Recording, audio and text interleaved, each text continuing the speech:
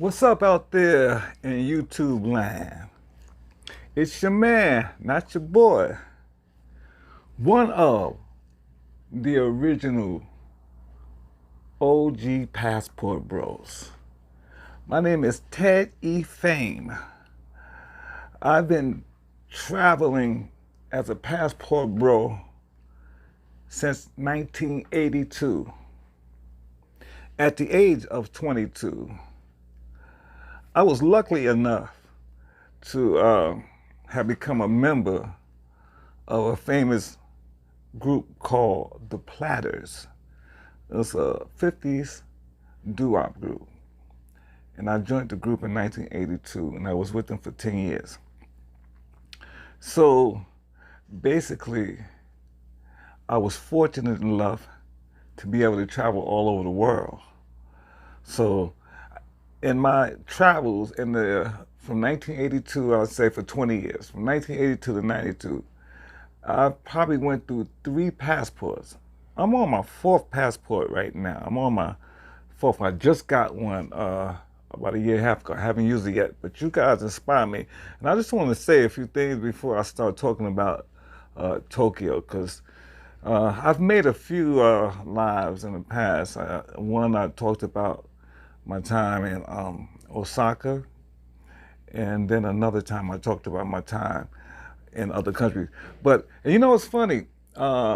Just before I went live, I saw a couple other brothers. One brother, OG Passport guy, he was specifically talking about this subject I'm going to be talking about now. He was talking about Roppongi, and it was such a coincidence because this subject is about Roppongi in Tokyo and my time there. I lived in Tokyo from 1992 to 2000. I worked in Roppongi from 92 to 95. And I worked in a club called Pickford Live House with a band called the Science International Band. Got great stories about that I'm going to talk about. But before I get into the story, I just want to make a couple of shout outs to all the passport bros out there doing your thing. And just to let you guys know how much y'all inspire me. And I just want to be clear, guys. I'm not a Johnny come lately. I'm not trying to cash in on this passport phenomena. I just happen to be one of the original guys that were traveling around the world before a lot of you guys were even born. And now a lot of stories. And seeing this phenomenon happen here, I feel like I have a chance to talk about some of my adventures traveling around the world. So I'm not out here trying to jump on no bandwagon. I'm not trying to compete with nobody. Matter of fact, I've been watching most of you guys' channels for the past year. And just after a year of watching you guys, this was kind of inspiring me to start my own channel and start doing this whole thing and start telling you about my journeys.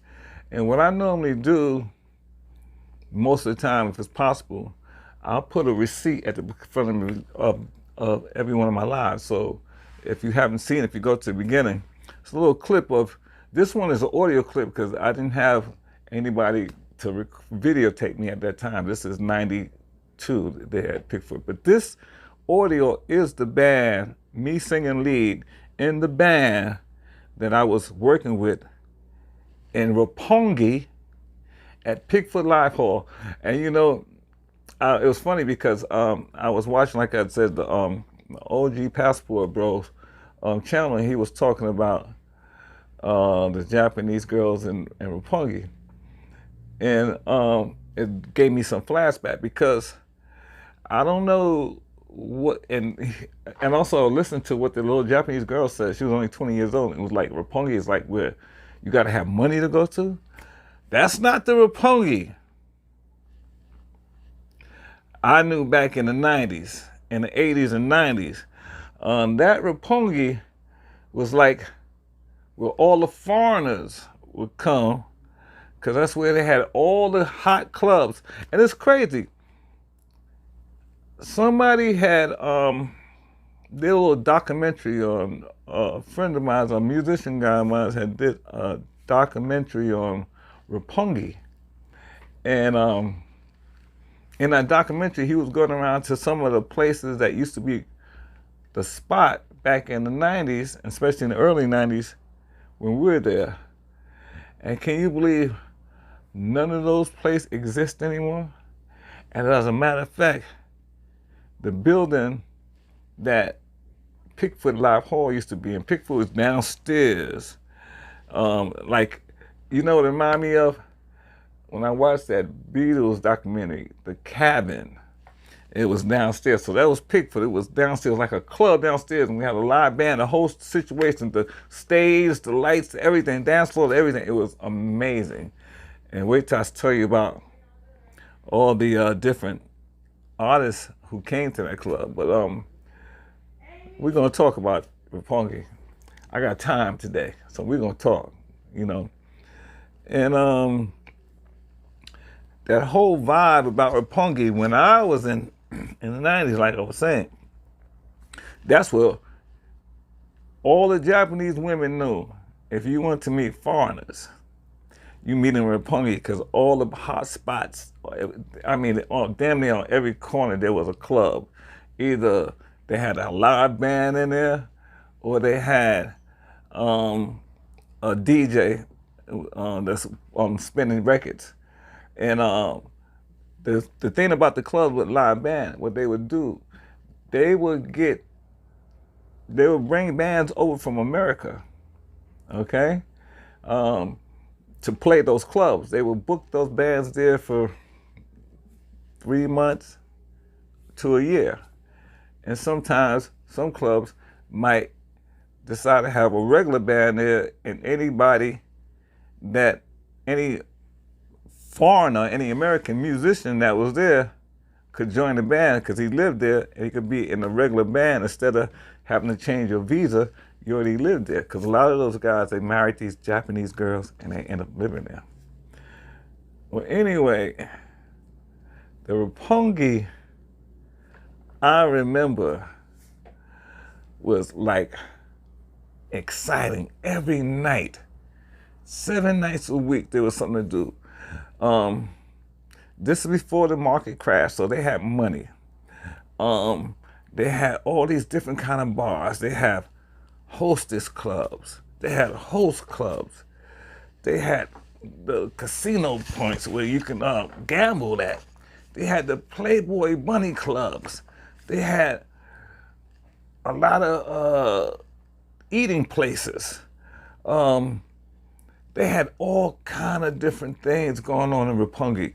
It was the hot spot. Ginza was a spot where you needed money, where all the rich people went. They went to Ginza, you know. So, but Roppongi was like all the foreigners who would come to Tokyo when they want to go out at night, they would go to Roppongi. There's going to be some bar or some club that caters to gaijins, or what? Okay, so they call foreigners gaijins. They have 2 specific names for the type of foreigner. If you're a black foreigner, they call you kokojin. If you're a white foreigner, they call you hakujin.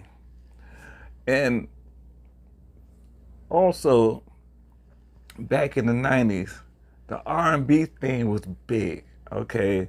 The Bobby Browns, the Keith Sweats, the New Edition, Al.B. Sures, The Guy, all the groups from the 90s. See, that was the music of the time.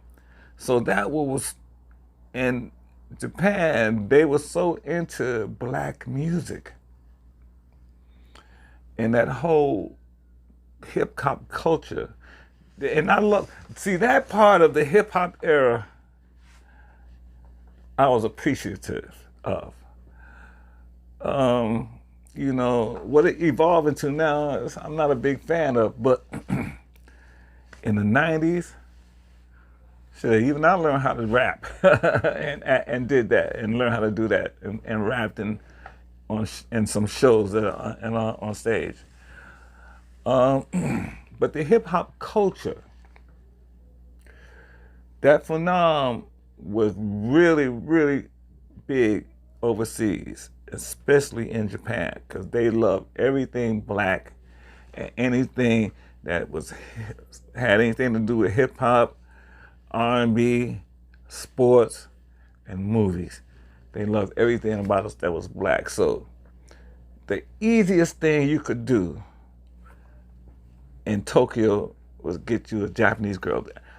If you was black and from America, I don't care what you look like, you was gonna get a girl. You might have not got one of the baddest ones there, but you're gonna get a girl. And it was so many freaking women. I'm telling you, I think there had to be at least 4 to 5 women to every man in that city. It was just flooded with. They had, give you an example. They had hotels. I don't even know if they still have them today. If anybody in Tokyo or has visited Tokyo recently, let me know in the chat where they still have these places called love hotels. These are hotels where when you go in the lobby, you have pictures of rooms, and each room has a theme. I kid you not.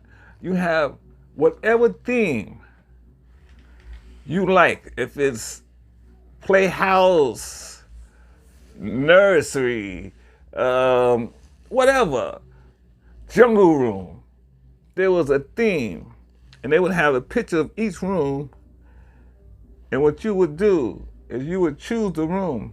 And the funny thing, when you go to the counter, to the register, there's this partition, and you can't see the people behind it, but they can see you, right?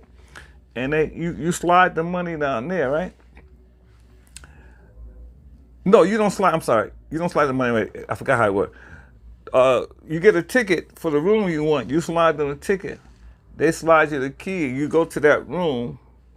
Now the thing is, each room has like a mail chute kind of thing in there where a tube comes up. Well, that's what you do after you finish and you ready to leave.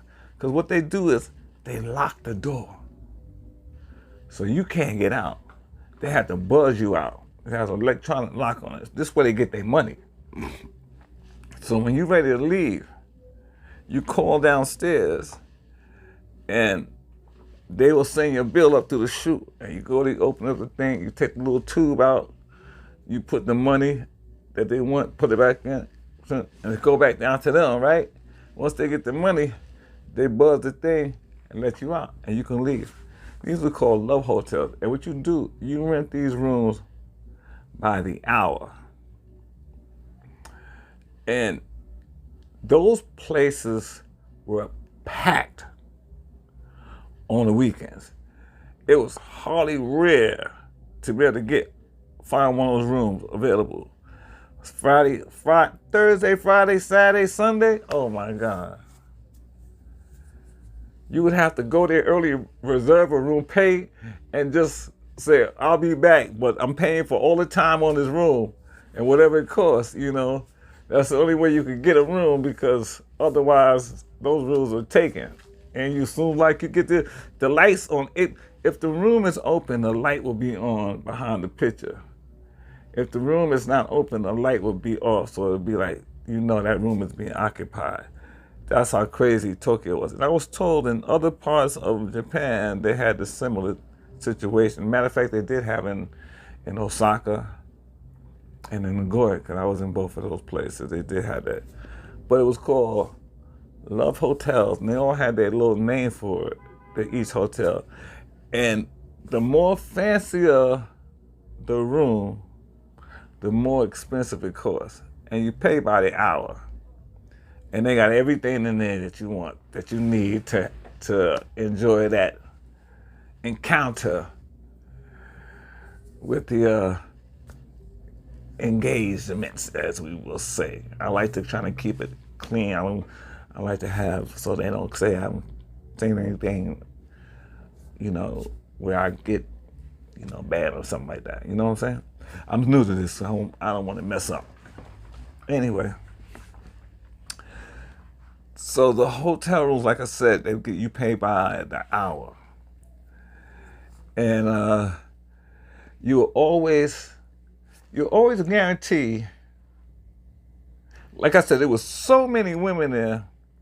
Now, also, I have to also say that being a musician and living there as a musician gives you different perks as opposed to being somebody on vacation or in the military, because what separates us is the fact that the girls pay money to come to the club that we're performing at. So because of that, we get first dibs at all the girls in Roppongi all the time. Most of the time. Most of the time. I'll get into that. But and the funny thing about Roppongi too, and at the time, if you didn't have a car and you didn't want to spend, it depends on where you lived, if you didn't want to spend that taxi money, a taxi could cost you a couple $100 to get back to the crib. Depends on where you live. The subways stopped running, I think either 1 o'clock, 12 o'clock or 1 o'clock, the subway stopped running. But the clubs don't close till like 5 in the morning. But the trains don't start running again till 6 in the morning.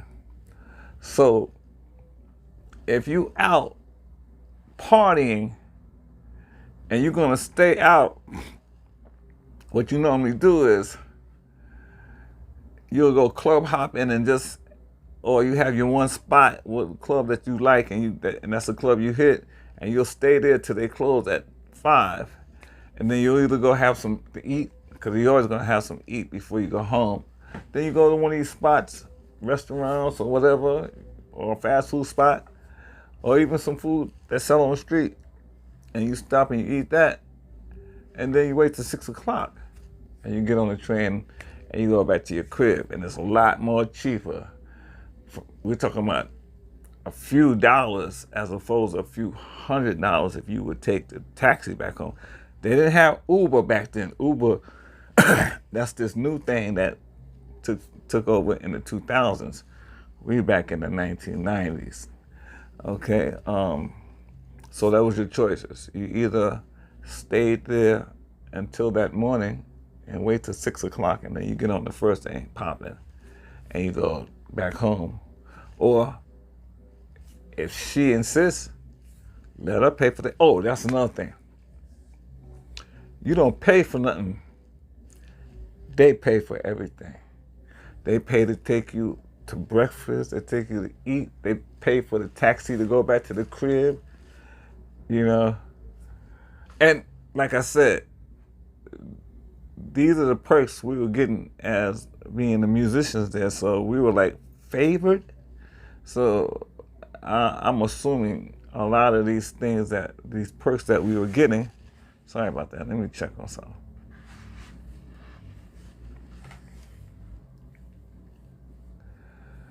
A lot of, oh, there we go. Oh, check that out. Check that out. I want to keep that going. That looks cool. I want to see what we, oh man, that looks nice. I like that. I like that. Yeah, we can do something with that. I got the monitor over here. I'm using my phone here, and I got my computer here. So I'm getting it. You know, I'm learning this thing. I'm an OG, man. I'm an OG. I'm 64 years old, youngins out there. I'm an OG, so you know I got to catch up with what you guys doing. But getting back to Roppongi, Tokyo, Japan, Roppongi. So every night was popping, but from Thursday to Sunday, every one of those nights is popping in Roppongi. And like I said, back that time, that's where all the Japanese girls who wanted to meet foreigners, they would come to Roppongi because you was guaranteed to meet a foreigner, either a white dude or a black dude or American or Russian. And they had, the great part about it was this. So they had these clubs, these hostess clubs. Those Japanese men loved the blonde hair and the big things. So they loved those European women. So they would bring over the Russian girls. So all these, oh man, some bad Russian girls, right? They'd be working at these hostess clubs. And we, as a musician, we'd be working at the nightclubs, right? So the guys who would go to the hostess club, after the hostess club finished, the girls, the Russian girls, would bring those guys over to our clubs because they want to hook up with us. So they would bring those guys who would pay for them to come to our clubs. Man, let me tell you something. The fun we had, the stories I'm about to tell you guys. Oh, we got time today. I got time today. We're going to talk. Because this is something I can go into. What 8 years I lived in Tokyo, and 5 of those, 3, 4, 5 of those years, no, 3 of those years I worked in Roppongi specifically at Pickford Lighthouse. I think there's some videos on YouTube. Unfortunately, the group I was in a house band. I was in the Science International Band. So that band was a house band. That band used to be an all-Japanese band. And what happened was, every time they have 2 bands in there. They have a house band and a guest band. The guest band comes over for 3 months, and the guest band keeps changing, right? But the house band is there regularly. So the house band was originally an all-Japanese band. But what normally happened is every time a guest band would come over, one of the musicians wanted to stay because he done hooked up with this Japanese girl. So he would stay, and then he would join the house band or replace one of the Japanese people until eventually the whole house band became a black band. And we had a band with some of the baddest musicians from all over America in that band. A lot of these people who was toured with all the greats. And I got stories I'm telling you about that. So we had the hottest band. And so we're the house band, and then you had the guest band. The guest band, every 3 months, there'd be a different guest band come over. And this is a crazy thing, because this is what the girls would do. So the club owner would have a picture of the band. So he would have a picture of the house band, he would have a picture of the guest band. And he would have a picture of the next guest band that's going to come 3 months later. So the Japanese girl already looked at the pictures and picked out the guy who they're going to be with, who they're going to give their attention to when that guest band come there. So when the guest band come, they got these girls coming up. He don't even know. These girls already picked him. And they don't even know. They're like, damn, what these girls all? Yo, man, they already checked you out 2 months ago, and the guy put your pictures out there. That's how it goes here. And I noticed, I peeped that because I'm in the house band, so I'm there all year round. So I see how they be picking these things. So, and being in a house band, you know, I got first dibs of everything. Of all of it. And being the singer up front, I get first dibs. So, man, let me tell you something. It was at a point, and I'm just going to brag a little bit. It got to a point down the club. Now, we talking back in 1990s, right? You know, and if I look good now, imagine what I looked like back in the 1990s. And they had a thing going on down the club. You better go get your girl if Teddy Fame in the house, because if you don't, he gonna get her. I just want to make that little joke. It was a little funny because it was true. I had girls who was already messing with some other dudes trying to holler at me on the side. We slipping me their numbers and stuff. I'm like, yo, ain't you? Well, I like you. I like you too. Okay. Okay. It got to a point where, yo, you had to pay me, and I know this sounds crazy because they would do it. I'm gonna tell you how they would pay you. You would have to give me something for my time to spend with you, because I had a choice of whoever I want to be with, right? So these girls, this is how we do it. I know she like you. I like you too. How much she pay? What she do? I do more. I take you shopping. I give you money. So I spend time with you. I'm telling you, that's how crazy it was back then, man. It wasn't enough for us to go around with all these girls. It was just too many girls, and every night it was a different girl in that joint damn near. You had your regular girls that would come in, and it got to a point now, you got the Russian girls coming in on a regular, and the Japanese girls coming in on a regular. So now you got this dual flavor, and you can see the Russians and Japanese girls competing for the guys in the band, you know? And what would happen also, you would get a lot of the military guys from Yokohama. I forgot, I think it was Yokosuka base, is a Navy base. Now those guys, when they can get time off and leave, they would come down, you know, and try to pick up whatever we didn't want, you know, because it was, I'm telling you, the club was packed every damn near every night, especially the weekend. It was packed, packed. You know, it was like my routine was go to the club. No, be at the club at 7:30. From 7:30 to 2. No, I'm sorry. From 7:30 to 3:30, we're performing. Then after 3:30 is on our time till we come out of the club. So now, what are we're gonna do? So we're gonna go with these girls, and we're gonna go hit some of the spots. You know, so whatever girls that we decide to hit, we're gonna take them. They're gonna take us. We're gonna go around other clubs, and they're gonna buy us drinks. They're gonna pay for us to get in. They're gonna buy us food. We hungry. We don't have to spend no money. I'm telling you, that's how it was in the 90s in Tokyo, especially in Roppongi, Japan. I don't know about all the other guys with their stories, because I'm gonna tell you stories about Japanese women, especially those fast Japanese girls that love black guys, because this is the thing. Once those Japanese girls start messing with us, they can't go back to the Japanese guys, because we done ruined them. So Japanese guys don't want them no more, you know, because he wouldn't know what to do with them. Y'all know what I'm talking about. After we done got finished with them, so a lot of those girls end up lonely when they get older, because like I said, most of them got, if a dude don't marry her and stay in, I got a couple of partners that are still in Japan to this day. Got a bunch of kids, grown ass kids that married some of these girls and lived there, but not all of us. A lot of dudes knocked a few of those girls up and left. So I'm sure today, more than any time, you're gonna see a lot of mixed kids in Tokyo. A lot of half Japanese, half black kids in Tokyo. And if you have black, half white kids in Tokyo, because those girls,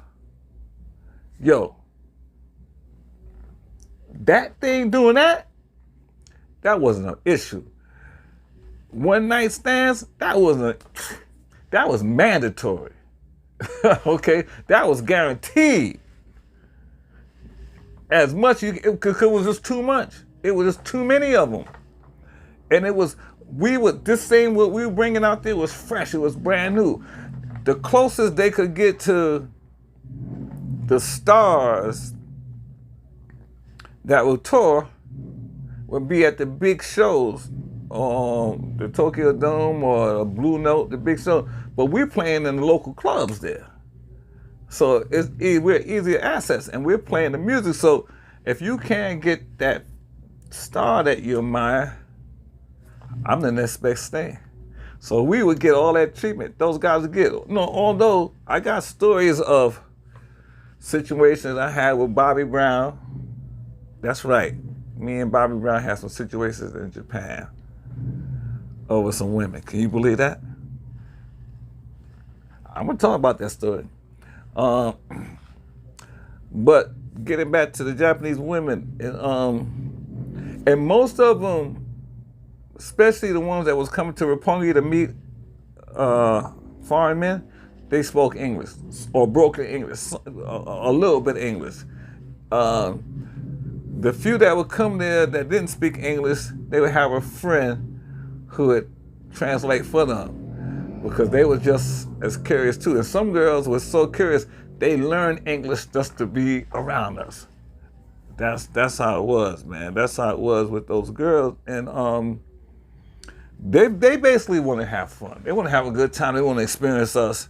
So they would give us opportunities that most of those guys wouldn't get. You know, like I said, it was guaranteed that you're gonna go home with somebody that night when you go out to the club. And there's times when I'm sitting at the crib and I ain't got nobody. I just look through the phone. I don't talk to her. Not the phone. We didn't have those things. We had my phone book. I just looked through my phone book. I want to talk to her. I'll call whoever. I'll just call a number. If whoever's available, whoever pick up first. What you doing? Come on over. You know, that's how it would be. Because it was that optional. And every night, you were mostly guaranteed to take somebody home. What happened here? My thing is overheating. Yeah, the device is overheating.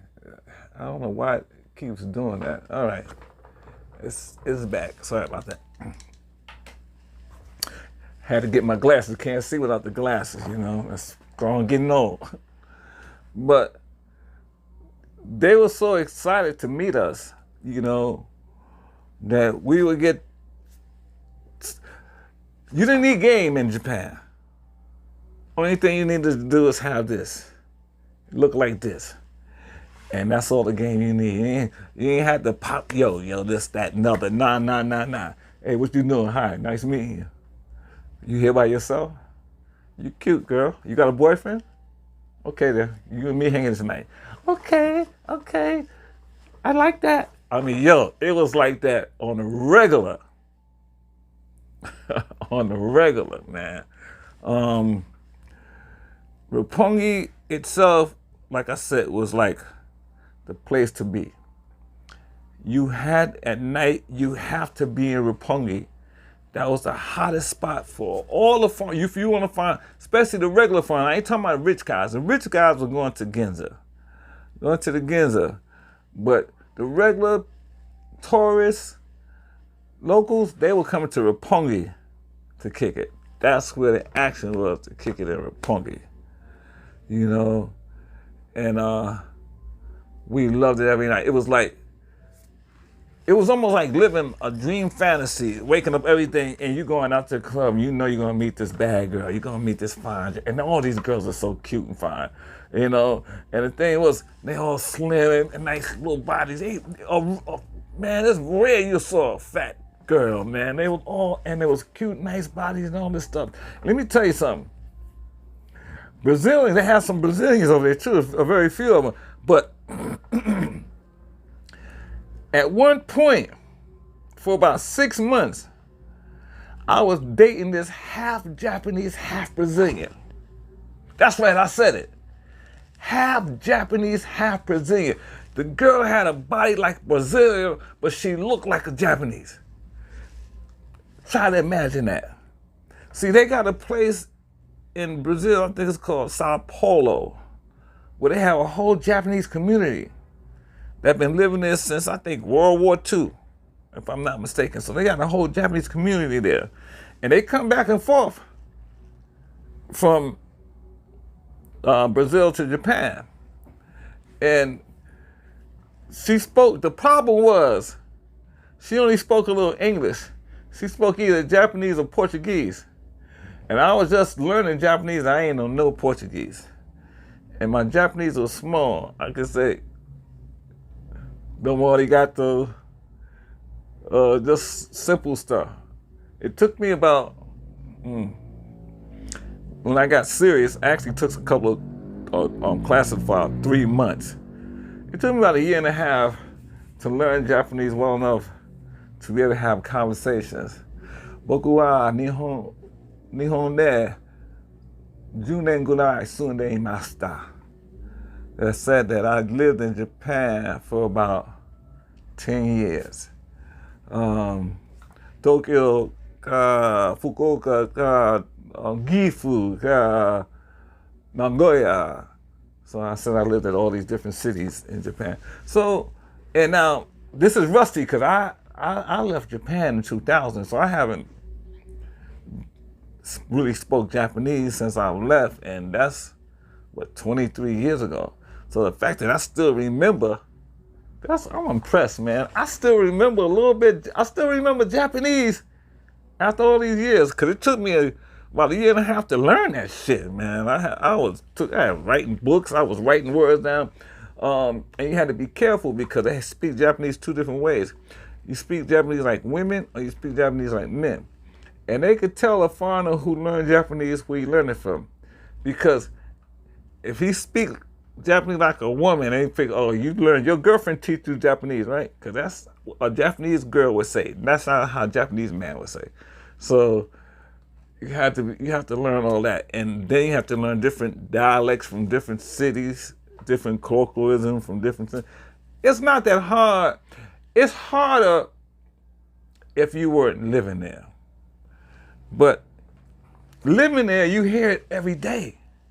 So after a while, you start hearing different words all the time. And then we say, what's that word again? What's that word? And then you start remembering this word, that word, and then you start slowly being able to put little sentences together. Or you start understanding more of what they're saying. And the cool thing about that too, man, because what's gonna happen, what happened after a while too, messing with these girls, you start going through the same girls because they're the ones who speak English, right? And if you want to meet some new kind of Japanese girls, you gotta learn Japanese because they don't speak English.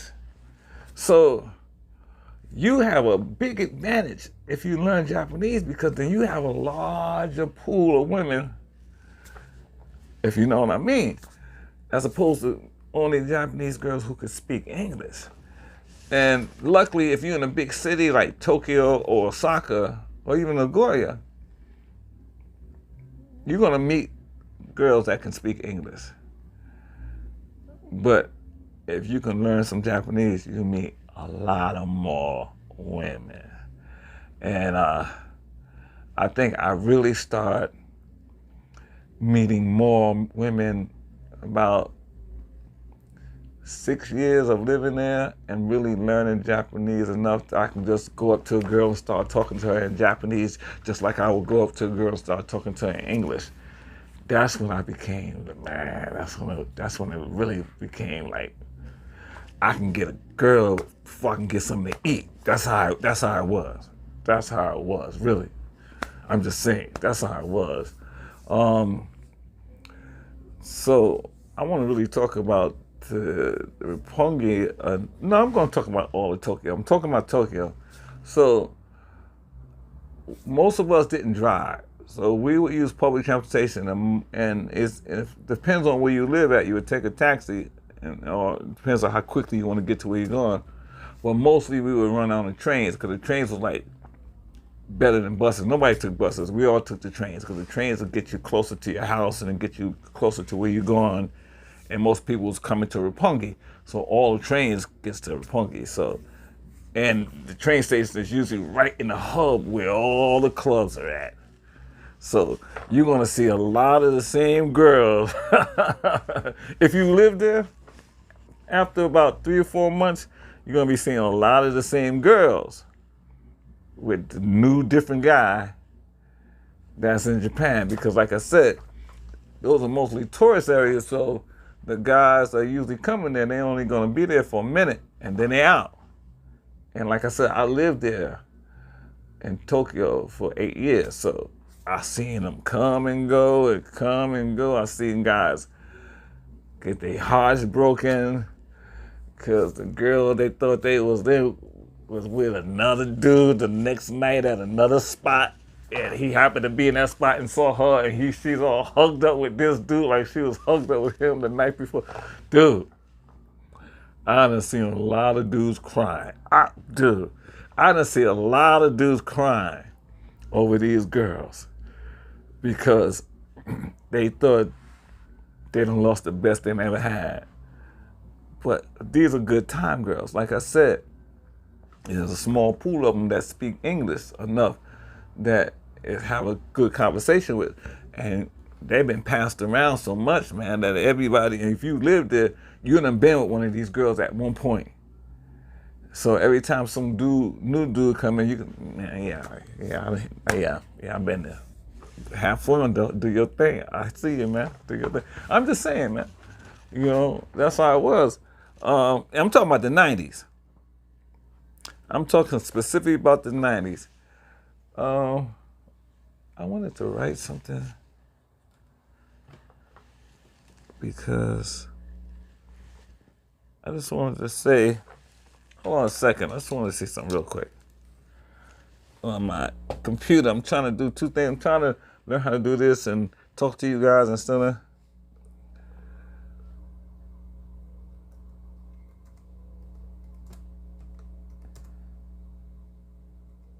all right.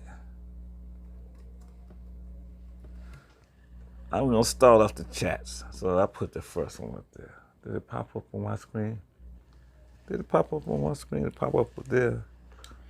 Anyway, I just said, come on in so we can talk. Let's talk.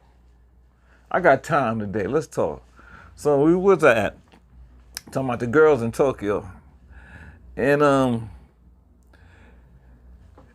majority of girls was between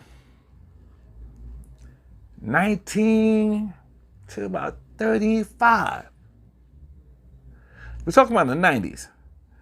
That are out there all night, man. Every night, every week.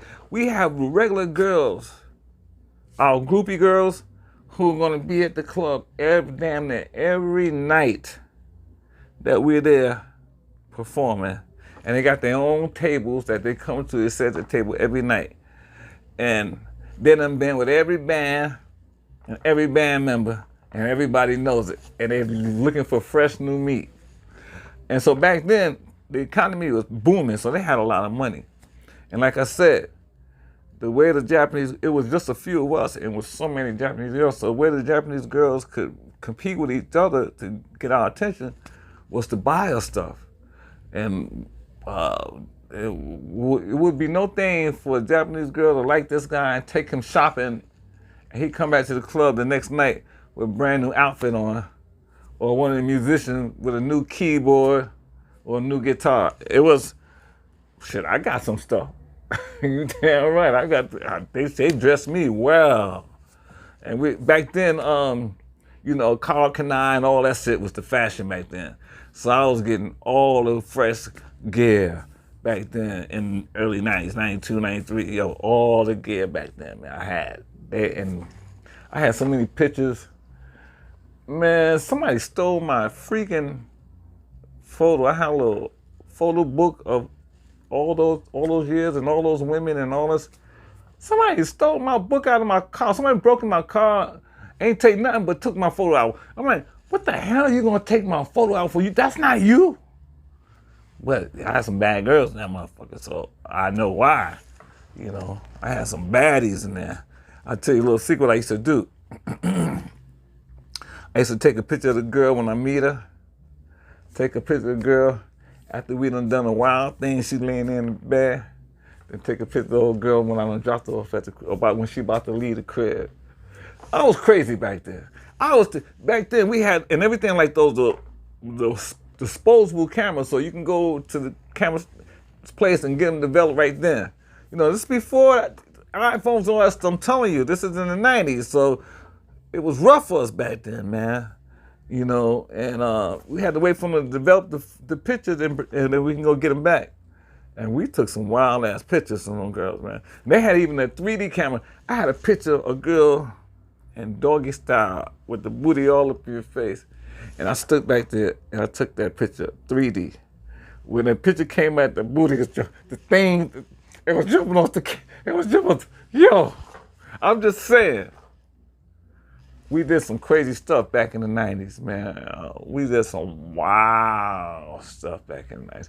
I got so many stories about all the stuff that was going on. So with us black guys back then, because we was running stuff in Roppongi, especially Americans. They had a lot of Africans over there, mostly Nigerians. And you could tell in Nigeria, and they had two kind of Africans I met over there. I met a few, I made friends with a couple of them. Nigerians and Ghana. The guys from Ghana was more laid back, but them Nigerians, they was some rough, they act like they was from like the hood, man. Those some rough dudes, boy. They fight in a drop, in a heartbeat. I had a freaking Nigerian guy want to fight me. Oh, with some Japanese girl who he liked. And maybe he must have hit it or something. But now she don't want him no more, she want me. So now he want to fight me over her. I'm like, dude, you got to be crazy. We're about to go to war. And I'm not fighting for the girl. I'm fighting to protect myself because this fool want to fight me over this girl who don't want him, who want me. That's how crazy it was, man. And, being a Black American, African American, you got first dibs because, we the coolest. So a lot of the African dudes, they were trying to put on these fake ass accents and tell a Japanese girl they from America. You know, I bust a lot of them too, man. I'm hearing this dude, this African dude, talking about he's from New York. Now I'm from New York, and you can hear my accent. You can tell I'm from New York, right? I'm like, I heard this dude like, New York? Well, they got New York in Africa? Because you ain't from New York City. I know that's for sure. Words bond. Excuse me, that was crazy. That was crazy, man. It's Friday night here in Los Angeles, California. What time is it? It's 7:15 in the evening. The sun is going down. It's going down slowly. If you can look outside my window, that's the downtown LA skyline. So they got a few they recently built some tall buildings out here now to kind of give you that New York flavor. And it's really good for me being from New York. And from my apartment window, I can look out at that skyline. So it's really cool. So I got my keyboard set up here so I can look out the window playing and stuff. This is my little studio here. And that's why I create. Now I'm making I'm making a dual thing, my little music studio, and now it's my little YouTube studio. So kind of dual purpose here. I'm getting back. So I want to talk a little bit about Pigfoot. Pigfoot was the hottest club in Roppongi in the 90s. And it was because we had two black, and it was black, the bands were all black, and it was two black bands every night you would hear. So Pigfoot would be open from 7:30 until 5 in the morning. And the two bands would alternate. One band would do a show, a 45-minute set, then there's a 15-minute break, and then the next band do a 45-minute set. So we alternate. So, and we'll do that till 5 in the morning. So the great thing about Pigfoot, it became the spot where everybody comes to, especially on the weekends. And if you're on tour, either somebody in your group, it's okay, either somebody in your group has been to Pigfoot before, or you heard about Pigfoot. So it would come down. So we would get a lot of artists come down that was on tour, and I'll tell you about the Bobby Brown story. I'll talk about that in a minute. But had Prince come down to the club, Madonna, Sheila E., Mary J. Blige, all the P-Funk, Chucky Booker. I mean, it's so many people I can't remember everybody. But here's one specific that I hold dear to my heart because she actually came on stage and sung with me. This is a picture of me and Chaka Khan. Let me see if you can see that. I'll make sure you can see that. It's me and Chaka Khan singing in Pigfoot in Roppongi. This is, I gotta be 92? No, I'm sorry. This had to be 93, 94. 93, 94. And she was on tour, and she was singing at the Blue Note. Who else came? Frankie Beverly come down, George Benson. I mean, so many people came down. And, we didn't get a picture of everybody. I got a picture of a lot of them, though. But I hold that one there because she actually came on stage and sung with us. And she always used to come on stage and sing. Every time she would come, we got to meet Chaka through the years because she would come on tour every year. And then every year she'd come on tour, she'd come down to the club. And so we would know her songs. So she'll come down and sit in with us. So I'm proud of that because somebody took a picture of us singing and they took a shot while Chaka was looking at me smiling. So it looks like me and Chaka were doing our thing. And I really cherish that picture, because it looks like she's looking at me, right? Looks like she's looking at me singing, and she got that smiley face on. She looks so happy looking at me, right? So, yeah. So that's why this is one of my favorite pictures. But I got pictures of everybody, all these people. Now, some people ain't getting pictures of because they wasn't trying to be like that. Like Prince, he ain't want nobody, no pictures. He ain't even really want to talk to nobody, really, man. Madonna was cool. Madonna liked the band so much she wanted to freaking manage the band. But that's another story. But that place was so popular.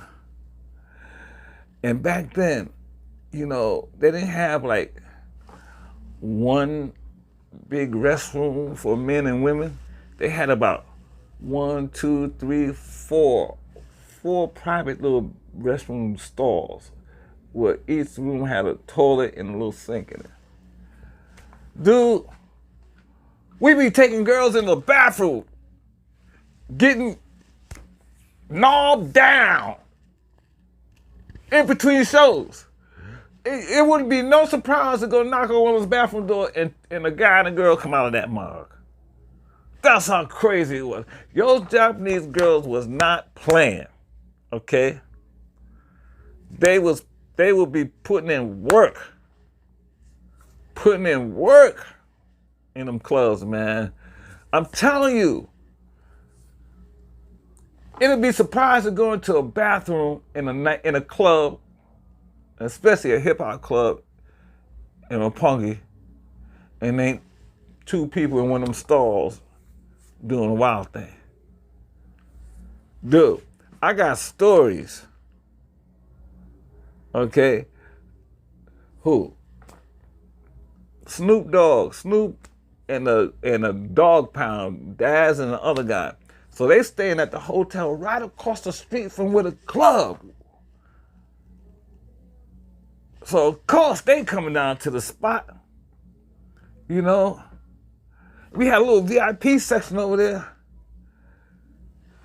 Snoop sitting in the VIP section at the table, taking out a thing. They got a girl between his legs on the table, slobbing him off. That group Onyx. I went to see their show. They was playing at a club in Tokyo, in a club in Japan.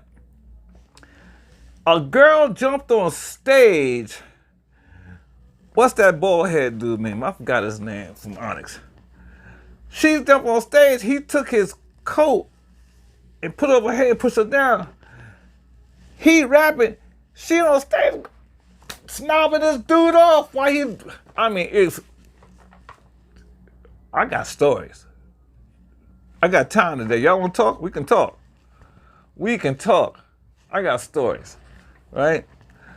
And like I said, I got receipts for everything I talk about, man. And like I said, you can go back to the beginning of this live. You can get a sample of the music that we were doing and the band and what the band sounded like and what we were doing. We was killing every night. Somebody from who that was in town was coming out to the club. So I got to meet so many famous people, so many famous singers and actors and stuff, because anybody was coming down to Tokyo that was coming to promote Ice-T. I got an Ice-T toy. Ice-T was coming, he came to promote New Jack City. I had one of the baddest Japanese girls I ever had, right? And she was a big fan of New Jack City and a big fan of Ice-T. So she told me how big a fan she was of Ice-T. I said, you know what, that's great. Ice-T came out to the club. She saw Ice-T, she was losing her mind. I said, you know what we're gonna do? I'm gonna introduce you to Ice-T. So I took her over to the bar where Ice-T was. I said, yo, Ice, this is such and such. She's a big fan of yours, and I want you to meet her. And he said, hi, and then I walked away. I looked back 5 minutes later, Ice walking out the door, the old girl. But see, that's how it was, because we wasn't claiming nothing, because like I said, those girls were like revolving doors. I got stories. These girls would come back and tell me stories about them having relations with Bobby Brown, with Boys to Men. One girl said she was on her rag, and one of the Boys to Men said, I don't care, I'm still knocking this out. I'm telling you. And their girls would come back and tell her. Their girls gave us stories. I got some stories to you about some of these artists and what they was doing over there with some of these girls. This is first-hand stories, all right? I got a lot of those. But the life being an entertainer, and like I said, this is 6 nights a week. We have one night off. Monday nights we had off. And from Tuesday to Sunday we performing, right? And Sunday is one of our biggest nights, believe it or not. I would say from Wednesday, Tuesday probably the slowest night, but from Thursday, it's definitely from Thursday to Sunday, it's packed every night. And the later it gets packed around, because normally when the girls come and leave their clubs that they're working at, they get off early. They get off like 2 o'clock or something. The hostess club. So they coming down with their clients down to our club. So we'll be packed with women like 2, 3 o'clock in the morning. That place is packed with women. Packed with fine ass women, man. Everywhere you look, a dude like us, I mean, we were just losing our minds in that spot, man. A Pigfoot Lighthouse in Tokyo and Roppongi. And the funny thing was, like I said, you don't want to get caught up with these girls because you're going to get your heart broken because somebody else going to be tapping that. Because she ain't going to be with you every night, because while you out with somebody else tapping that. I mean, it's like a revolving door over there. And now we're talking about the 90s, so I'll be curious to see somebody do a live and talk about their experience in Roppongi and the nightclubs, because there was the hip hop clubs in Roppongi. You could tell what kind of girl, and they love black dudes, but they like white dudes too. But they love black dudes. So you could tell the Japanese girls who like black dudes or white dudes, because they have dual clubs right across the street from each other.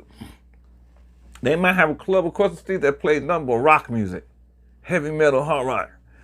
And then they have a club right across the street here that plays nothing but hip hop and R&B and hip hop.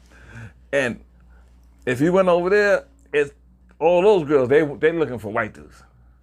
If you come up to the hip hop, it's packed with all these fine young tender girls these girls would go out, they were so caught up into that hip hop culture, they would go to the tanning salons and stay in that sucker till they skin almost as dark as ours.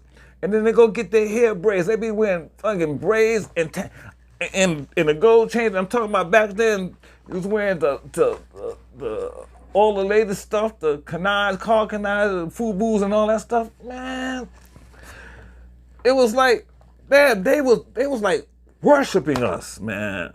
So it was fresh, because our whole thing was fresh back in the 80s, in the late 80s and early 90s, especially when R&B and hip hop started to meld and New Jack music started blowing up, and it took R&B and hip hop to no level. And you heard, I got examples of the stuff that we were doing over there in the beginning of this live. It's only audio because I didn't have anybody with videos at the time, so I was able to. Had a clear amount enough to document at least on audio. So I had a little Walkman. Back then we still had Walkmans. That's right. Oh no, I had a Walkman. So I would record it from the stage every night. So what you're hearing is recordings that I record from the side of the stage of us performing nightly there at the club. But I'm glad I did it, because that's the only documents left. I'm telling you, even the building's not there no more, so definitely the club's not there no more. And all these spots that I'm talking about in Roppongi are gone. And so I don't know what Roppongi is now, this day, but I was listening to OG Passport Bros last post where he had the Japanese girl talking about it. She says like rich people go there now. So and she was like 20 years old. And this is 2023. So when I was running that spot, she wasn't even born. I probably was hollering at her mama. To tell you the truth. So, or her mama was probably hollering at me. That's how it was back then. And I'm losing my train of thought. I just want to talk about Roppongi some more and talk about Tokyo some more. And the Japanese people at that time, it was friendly. And a few things that stood out in my mind. When we get in the taxis, They had automatic doors that the door opened automatically. He would push a lever and the door opened automatically. And when you get in, the door closed automatically. When you get to your spot, he pressed the lever and the door. Mostly at that time, every place you went and mostly every kind of thing you did was automated. You hardly opened any doors at any places in Tokyo at that time. You go into the buildings, the doors automatically open. I'm telling you, the freaking doors in the car, the taxi, open automatically. Mess me up, yo. Mess me up. A lot of stuff was new technology coming to public. A lot of that stuff started over in Asia, in Thailand, and Japan. A lot of these electronics and stuff that we experience here now, you know, karaoke, that was something that was developed in Japan, in Tokyo. And that came along after they had the crash, the economy crash. The economy crash, I think, was like 97, 98. The economy in Japan crashed. And so they couldn't afford to bring bands over no more, and people wasn't spending money to go out now. So that's when they start popping up these karaoke spots where, shit, you go in there and sing for yourself. And then that shit start taking off. And now it's all over the world. I mean, they got here in LA, those are like the most popular spots to go to, karaoke bars. You know, you meet some girls out there, you know. So when I was there, it was all about live music, and the DJ clubs was just starting to pop, because the hip hop was just really starting. Rump Shakers, I remember that. I heard that song everywhere. Rump Shakers and Back That Thing Up. Those two songs was like the first big hip hop songs in Japan and Tokyo and Roppongi in the nightclubs that you hear every freaking night. And I could see how music was changing, because we were still doing the R&B stuff. We would throw a little rap, but not much. It's mostly R&B stuff that had rap in it. So like when Bobby Brown stuff came out, you know, he did his own raps a lot in his music. So a lot of Bobby Brown stuff, like that first song on here is a Bobby Brown song, and I'm doing the rap, and then I'm singing the chorus. So that was the time when rappers started merging. Matter of fact, this is how we do it.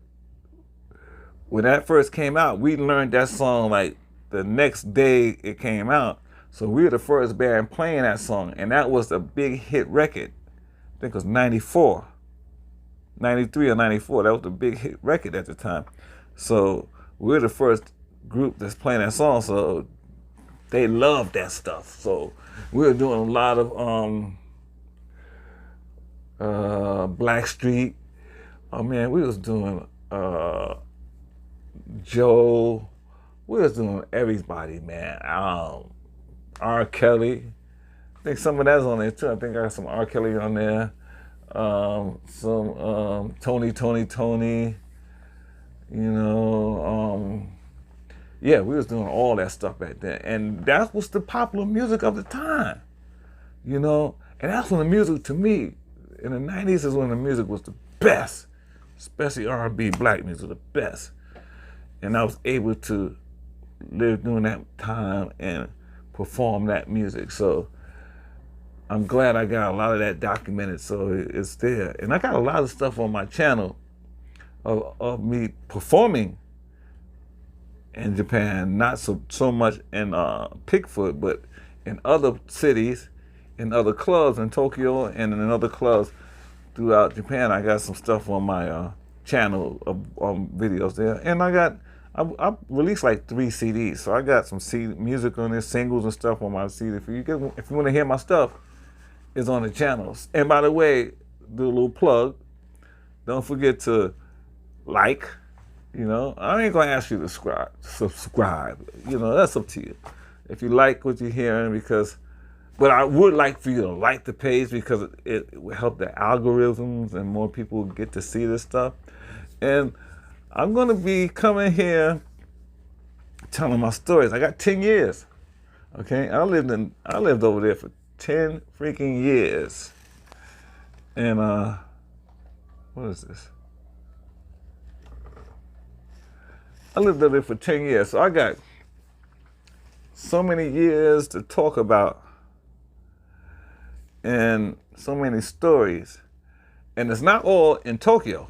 Tokyo is my home base for most of those times, but I was spend time in a lot of the cities, you know, throughout Western Japan. And I had some of the greatest, I was so sad when I had to leave Japan to come back home. When I finally decided to leave Japan in 2000, and it's crazy, I left a year before the World Trade Center. I got a World Trade Center story for you too. Quick one. On 9/11, I'm living in Manhattan. I'm supposed to go to World Trade Center 1 for a job interview. I woke up about 8:59, so I was late. So the TV happened to be on, and I'm getting dressed. I'm about to go out the door, and then I saw the plane go right into the building that I was supposed to be in. Now, I don't know what floor I was supposed to go to. I was going to get there and look on the directory board to see what floor I had to go to. I'm not sure it was going to be, because those floors that were really up there, those was where like those Wall Street businesses was at. So I'm not sure if I was going all the way up there. But I've been to the Tower of the World up on the top, and a restaurant up there at the top of the World Trade Center. But thank goodness I wasn't there, and I'm sitting there watching this, saying, if I had woke up on time, I would have been in that building. But wasn't meant to be. And also, I know that building like the back of my hand. I know all the tunnels under that building. I know all this. Man, as soon as that plane hit, I would have been out of there. Because I'm gonna tell you, a lot of those people, what people fail to remember or don't realize, when the first plane hit, right? They evacuate everybody out of Tower 2. Tower 1 is the first plane hit, so everybody got out that one. But Tower 2, they evacuate everybody out. But then they tell everybody, 30 minutes later, they tell everybody to go back upstairs. And as soon as they got back upstairs, that's when the second plane hit Tower 2. Bam! Had all those people stayed out of there, a lot of those people would have survived. Ain't no way I would have went back in that building. I don't give a damn if the plane didn't hit the building I was in. It hit the building right next door.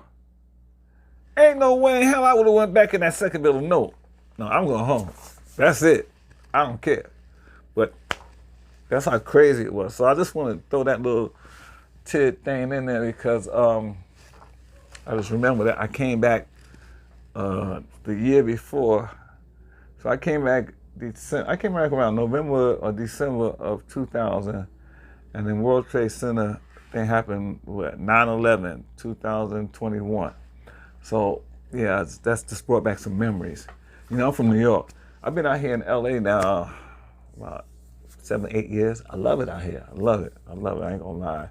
I'm an actor now. I'm retired from singing. I'll probably sing occasionally around here, but I'm not making a living singing anymore. Actually, I'm making a pretty good living being an actor out here now, you know. And I do a lot of background work. I heard, what's his name? The guy in Thailand talked about doing some acting here in LA. Hey, I ain't no shame in my game. I'll do some background work too. It's all work. I'm in the union. You know, I have a union card, so they're gonna pay me union scale. So I get paid the union wage is what any union actor would get paid. You know, I joined the union a year and a half ago. Cost $3,300 to join the actors union. I have an agent. I also do some commercials. I'm basically really trying to get my career off doing commercials because that's where I most work at. I just did a commercial for Albertson grocery store, where it was like a sports commercial, and we're sitting in the living room watching a football game, a little family thing. I got paid $5,000 for that. That was really nice. Really nice. For like 20, 30 minutes to sit up there and chill, act like we had watched this game on an invisible TV. Oh, that was fun. I love acting. That's just, I love singing. I can always sing. And actually, what? How long have we been up here now? Oh, geez, I didn't know we was doing this here for that long. I didn't plan on being here that long. I'm gonna stay here for just a few more minutes and talk to you guys. I'm glad to see a few of you here. But you guys inspired me, and I'm really interested now. I just got my passport about a year and a half ago, and I don't have no brand new passport. I haven't used it yet, and I wasn't sure when I was going to use it. But you guys inspired me so much. Okay, I'm going out this summer. I'm leaving the country, and I'm going to a country that I have never been to before. I already done the Asian thing. I lived in Asia for 10 years. Matter of fact, I might be going to Thailand. I don't want to go back to Japan no more. I done Japan. I lived there. I'm probably going to go to Thailand and go to Pattaya, where a couple of you guys at, because I see how cheap those waterfront apartments looks like. Oh my goodness. Yeah, I can afford to live over there.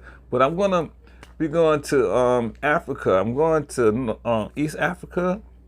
I'm going to Kenya, Nairobi, and I'm gonna do that little East Africa, North Africa thing. Probably go to Uganda, go to some of those places, Ethiopia, Eritrea. I want to see a lot of stuff. I'll be honest with you. Most of us, African Americans and Caribbean African Caribbeans, we're from West Africa. We're either from Nigeria, Ghana, Sierra Leone, or the Gambia. Those West Africa countries. That's where they took most of the slaves from Africa then. So most of us have our roots in there. And it's usually, most of us are usually either Nigeria or Ghana, or Sierra Leone. But for some reason, I have an attraction to East Africa and East African people. So eventually I'm going to, visit West Africa, but I want to start in East Africa. So, and I see a few people over there now. There's this rapper from Oakland. What's his name? JT the Bigger Figure. That's right, because he's got a YouTube channel, and I saw him, so I subscribed to his channel. I actually chatted with him on his channel, and he invited me to come out there. So he'll help me find the bed and breakfast, the whole thing, hook me up. So I'm like, yeah, man. So this summer, I'm going to Africa. I gotta go, and then, I'm going to retire from show business in about another couple of years. And I plan on leaving this country for good. Because living over in Japan for 10 years taught me that I can live outside of America. And after being back here for as long as I've been back now, 23 years I've been back now? So I'm done. And as that dude, Austin Holloway, said, it's that bad. So I'm done. So now I'm going to go back in whatever time I have left above ground. I'm going to use that to enjoy the life that I earned at this age, just to make it this far and to still be healthy and still be in good shape. I earned that. So that is, I'm going to just travel, man. I'm just going to travel.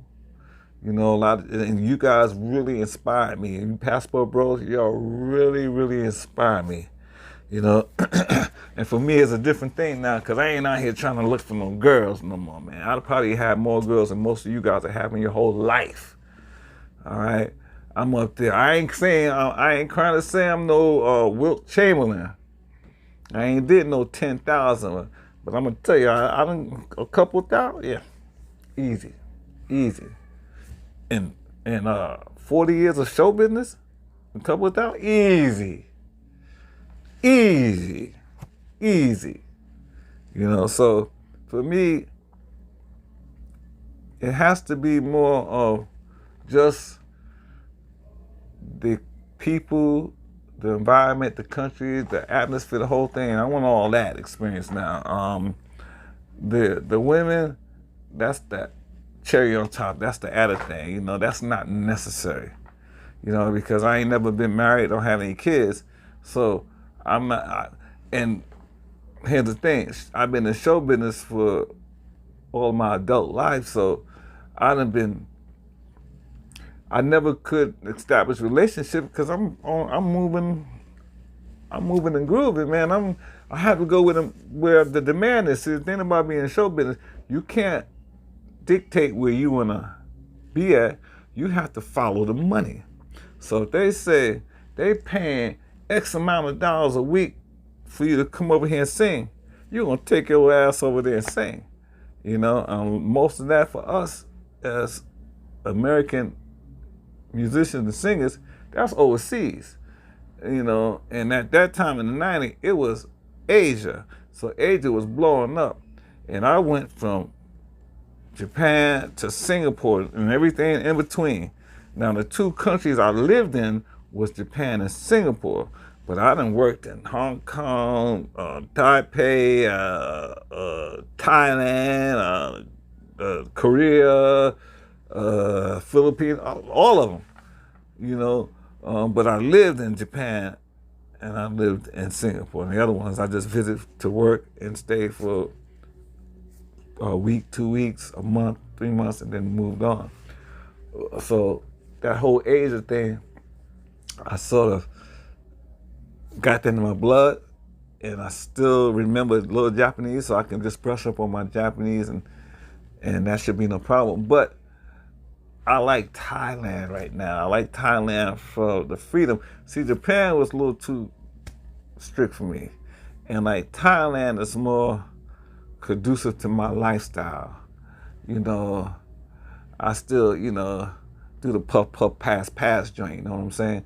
So I still enjoy doing that. And you don't want to do that in Japan, but you can do that in Thailand. So that's another factor why I want to live in Thailand over there also. So I'm definitely going to come back to, when I go back to Asia, I'm definitely going to Thailand first. And then I'll decide if I want to visit any other Asian country. I know I want to go back to Thailand. I want to go there. And I know I'm going to be traveling around Africa because I definitely want to experience that African experience. I'm off track a little bit now. We was talking about Tokyo, and I'm sorry that I took y'all over there. What's going on? Somebody racing. I got to put my glasses on, man, because I can't see nothing around my glasses. Hey, Mac Attack, what you doing over here? Yeah, I'm over here. I'm talking about my experiences. I'm about to end this live, too, because this has been over, what, how long have I been in here? About like almost an hour and a half. So you got on here a little, caught me at the end. But I'm going to go live, Mac, on Sunday around 4 o'clock my time. No, I'm sorry, around 4 o'clock your time on Sunday. And we're going to get back to talking about the platters. So this vlog here, this live, this is from my passport bros, you know, because I had the opportunity to be in the platters. I travel all over the world. So this is for the passport bros who talk about, you know, their experiences going overseas. And right now I was talking to my passport bros over here about my time in Tokyo, Japan. So Matt, if you want to go back at the beginning of this and watch it, where I was really gotten to in depth talking about my time in Tokyo, by all means. So I'm about to end this live stream now. And I want to say to all you guys, Passport Bros, you know, I want to thank you for inspiring me to even create these, to go live and do this, and to see you guys doing your thing and inspiring me makes me want to go back and start going overseas and traveling again as a Passport Bro. So I'm going to say thank you. Matt, there you go again. What you got me? Very interesting. Your travels to so many places I've seen. Yeah, I'll see you on Sunday, buddy. So I'll talk to you on Sunday. So you Passport Bros, thank you for being a friend. One, I'm out.